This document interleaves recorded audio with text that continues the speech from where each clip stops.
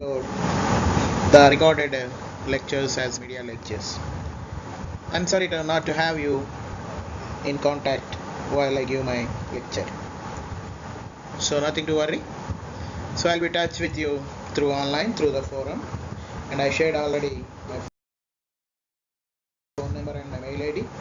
If there is anything you need it, just you need to call me or mail me.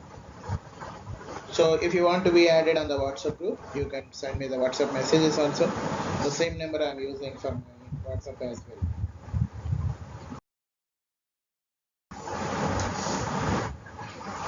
So what is culture dialogue? In the last session, so we had the first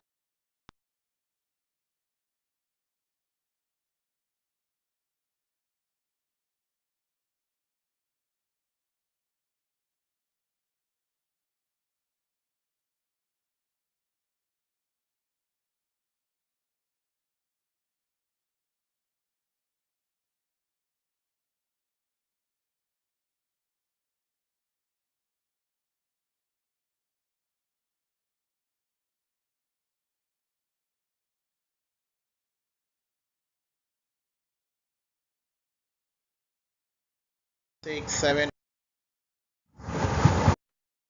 slides. So definition of intercultural communication. So what is intercultural dialogue or intercultural communication? Intercultural dialogue is an open and respectable exchange of views between individuals and groups belonging to different cultures that leads to a deeper understanding of others' global perception. Among its aims are to develop a deeper understanding of diverse perspectives and practices, to increase participation and the freedom and ability to make choices, to foster equality and to enhance creative process. We build our future together in the words we exchange today. So words travel faster than us. So what you say today, it will be reaching many miles before you reach the place or your destination. So what is intercultural dialogue? So it is exchange of the opinions, ideas, concepts, attitudes among the cultures. Until then, we have done in the first lecture. Now we need to move to the next slide. In this definition, what do you mean by open and respectable? Based on the equal value of the partners. You respect yourself in the same way you respect people from other cultures as well. So when you understand the various dimensions of culture, the world would be a better place. And exchange of views. What do you mean by exchange of the views? You are listening not to answer, you are listening for the opinions. You are listening for understanding. You are listening for respecting. That means every type of interaction that reveals cultural characteristics. So culture is diversified term. So culture reflects in many ways. So when you exchange the views means you accept the cultural diversity of others or other societies as well.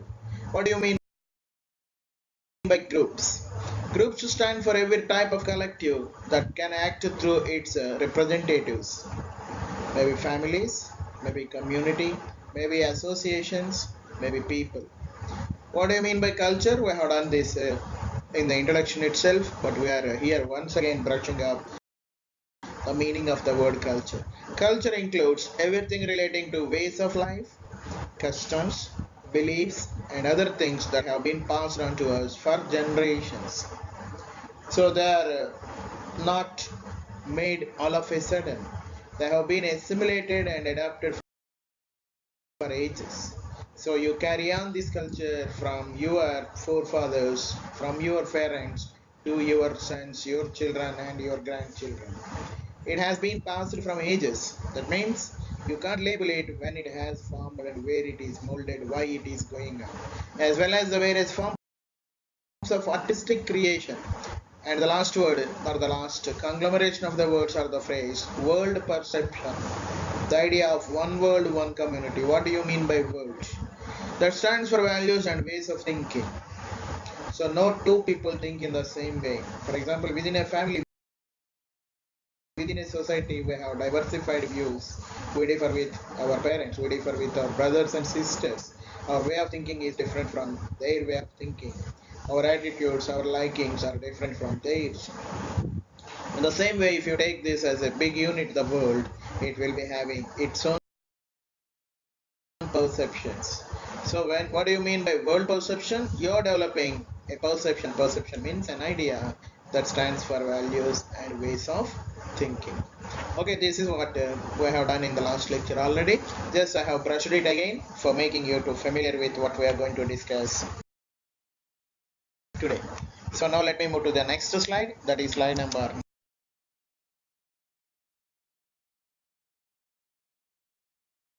How do you find culture? So how can I identify the culture? You are saying that it is an abstract term. I can't physically show you. For example, if you ask me water, I can show you in the form of liquid. If you ask me a thing, I will show you something and say that this is the chair, this is a book or something. But how can I prove this is culture? What are the characteristics? What are the salient features? What are the specifications of culture? Here you have the notes. Culture in anthropology. What is anthropology? It is the study of human origins, the patterns of behavior and thinking that people living in social group create and share. In anthropology, according to the science, according to the subject, the words will be having their own meanings. This is what called connotative meanings. In anthropology, how do the anthropologists define the word culture? The patterns of behavior, the patterns, the methods, and thinking that people living in social group learn, create, and share. Man is a social animal. Study of human development and human civilization is called anthropology. How do men live together? How do they learn? How do they create? And how do they share? So in this process, when you have all these things, that would be called as an assimilation of culture. Culture distinguishes one human group from other. So no two groups have the same culture. It separates people from people. And it also distinguishes humans from other animals. So what does it mean? Do the animals too have their culture? Of course, they have their own distinctive culture as well. So culturally, when you are influenced, you will be completely looking different from other animals. Why I'm referring to this? Because man is also an animal. Man is a social and rational animal. That's what Aristotle has said. And culture has several distinguishes characters. Distinguishes means notable, remarkable, identifiable. So culture is symbolic. Culture is represented by symbols. Culture is shared. The more you share, the more you gain. You don't lose by sharing. And nowadays the term is very popular. The usage sharing is caring. Culture is learned. So you don't be cultural by birth. You learned it. That means you learn it from the society. You learn it from the teachers, from your peer groups, from your parents, from your neighbors, etc. And culture is adaptive. So you can adapt any culture. That means you can follow. So wherever you find something good, something you can assimilate, follow it, you adapt it. So these are the four distinctive features of the term culture. What are they?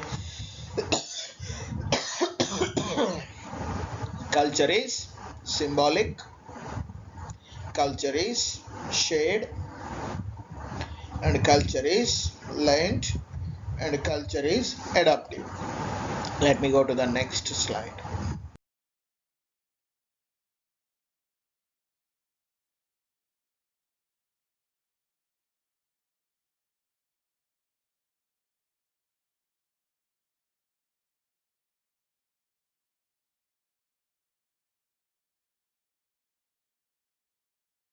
One by one. The first one is culture is symbolic. Culture is represented by symbols.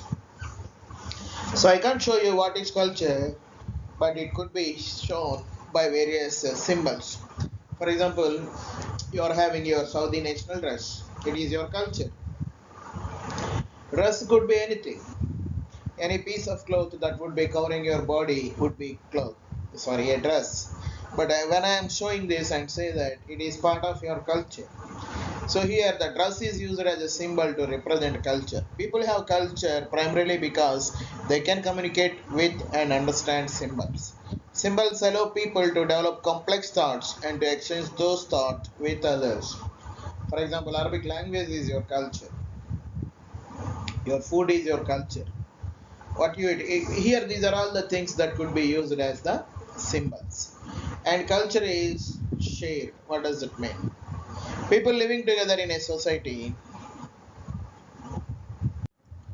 So, culture is shared. People living together in a society share culture.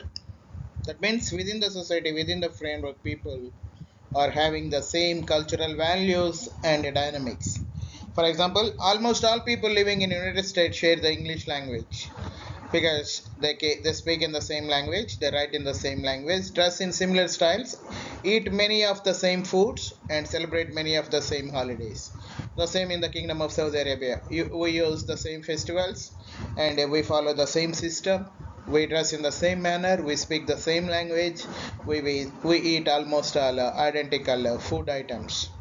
So these are the characteristics of culture. What are they? The first one, culture is symbolic because culture is represented by various symbols. And then culture is shared. The people who are living within the society or within the ethnic group or within the geographical border or within the vegetations will be having the same cultural similarities, maybe in terms of the food, in terms of the dress, in terms of the language. Then let me move to the next slide. It has four. The first one is culture is symbolic, the second one is culture is shared, and the third one is culture is learned. People are not born with culture, they have to learn it. For instance, people must learn to speak and understand a language and abide by rules of a society. So that's what I told you many times. Basically, we are all not cultured, but we keep on learning the culture day by day. The more we grow, the better cultured we are. So the best example is the language or the food or the dress. These are the symbols that will be reflecting various dynamics of culture. So as you are part of a system, as you are the member of a society, you will be adopting the same language and you will be speaking, writing and using the same language. In all human societies, children learn culture from adults. That's why they say parents are the first teachers and the teachers are the second parents. So, cultural values like morals, ethics, discipline, honesty, these things are taught primarily at the home. Then you will be getting the extension in the rest of the society. When you go to the schools or the colleges, you will be learning the culture according to your society. Anthropology call this process enculturation or culture transmission, how you are infused with culture, how the culture is getting inside you physically, emotionally, and spiritually. This process, this is the technical term, this is the jargon we are coming across. Enculturation, that means the culture enroots, how the culture is injected into the minds and the bodies of the people, or it is called cultural or culture transmission, how culture is transmitted into the minds and the bodies of the people. And the last characteristics of culture is it is adaptive, you can follow it. Culture helps human societies survive in changing natural environments. Culture helps human societies survive in changing natural environments. That means natural environments. For example, nature is not the similar all over the globe. Some countries, some places are very hot, some are very cold, some are tropical islands, some are moderate climates, some are extremes. So you adapt the culture according to the natural environments. How is your dress? Your dress is according to the nature around. That means the weather conditions, the geographical locations. For example, Saudi Arabia is a hot country. It is most of the country is under the desert. It is covered. So here the temperature is almost in high standards throughout the year. In almost all the year, we can't say all through the year, But there are some places where you have that moderate temperatures and sometimes you feel it colder also. But mostly our dresses and our cultures are according to the natural phenomenons. Eventually some people settled into villages of permanent durable houses and farms. For example, when you are living in a house, sorry, when you are living in a village, you are having a big house and you are not sharing with anyone. But when you come to the cities, you may be living in the flats. You are renting a flat in an apartment and sharing your house with somebody else. So where you have a lot of space, where you don't have much people, you can live comfortably. There, you need not to worry about others or anyone else. But when you come to the cities or the big places, here living would be challenging. Getting a house would be difficult. And sometimes if you are renting it, you need to pay a lot of money. For that, here you get adapted to the culture of sharing. But in the villages, that's why when people from the villages they come to the cities, they feel difficult to settle in the apartments or the shared flats. They feel uncomfortable, so you don't have your own privacy, you don't have your freedom. But the same people who are happy and comfortable over there in the villages, when they come to the cities, over the time they can adapt it. This is called culture is adaptive. So how is the culture in village? Village, everybody is greeting you, everybody is asking you, everybody is inquiring about your health. But in the city, nobody cares you. Nobody even smiles at you. Nobody have a handshake with you. Still, you don't get offended. But that is not the case in the villages. Everybody knows everyone, and everyone knows everyone. That means people, we spend time for them, and we are having literally free time over there. But here in the busy life in the cities, we are not having that much time to spend for others. Even though we feel like spending, they don't get offended. They don't take it seriously that you didn't have a handshake with me, you didn't smile at me, you didn't greet me. These things are not big issues in the cities. But in the villages, they are very crucial. So, culture adaptation has made humans one of the most successful species on the planet. That's why we used to migrate, just like the birds, migratory birds. People used to go from place to place and they settle at different destinations.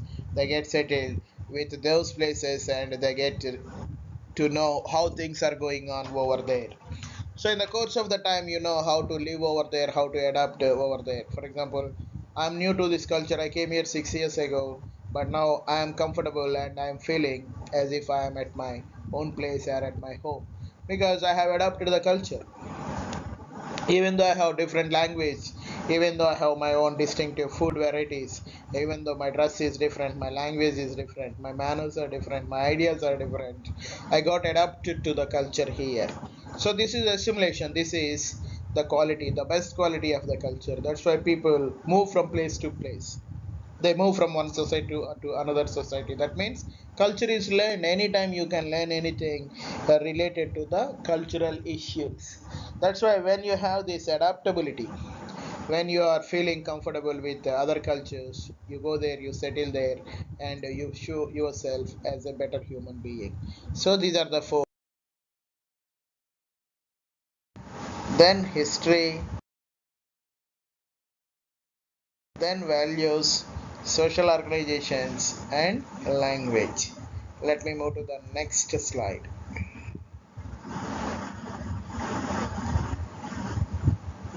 Okay, that's all today. Here we need to conclude it. Let me close this.